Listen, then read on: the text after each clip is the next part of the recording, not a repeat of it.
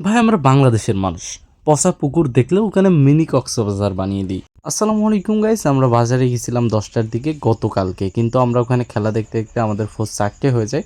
তারপর আমরা পানিতে আটকে যাই, যে চিকেন পেরেছে সে সেখানে ঘুমায় পড়েছে। তো আস্তে আস্তে সকাল হয়ে যায় এবং সকাল 7টার দিকে কোনো রকম একটু পানি থামলেই আমরা ওখান থেকে রওনা দিই। কিন্তু যাই হোক, আমরা বাড়ি আসতে আসতে ভিজে যাই। তারপর আর আমি ঘুমাই নাই ওই সময়, যেহেতু পানি প্রচণ্ড পরিমাণ পানি হচ্ছে, তাই ভিজতে ভিজতে মাঠের দিকে আসলাম। তো মাঠের দিকে গিয়ে দেখি যে মিনি কক্সবাজার হয়ে গিয়েছে। তো এখানে যেহেতু আমি ইউটিউবার এবং টিকটকারদের মতো একটা টিকটক করে ফেললাম। তো চলুন টিকটকটা কেমন হয়েছে দেখে আসি। মিউজিক দিই। তোমাদের কোনো জায়গায় পচা পুকুর আছে বল আমাকে, পচা পুকুর থাকলে পরে ইউটিউবে ফোন দিয়ে বল আমাকে, আমি গোসল করব সকালে। তোমাদের কোনো জায়গায় পচা পুকুর আছে বল আমাকে।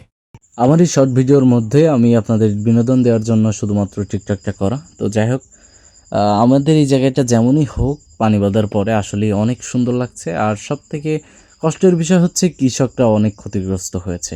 তো সকলেই দোয়া করবেন আমার জন্য, আমার গ্রামের মানুষদের জন্য, যাতে খুব তাড়াতাড়ি আমাদের এই পানিটা সরে যায়।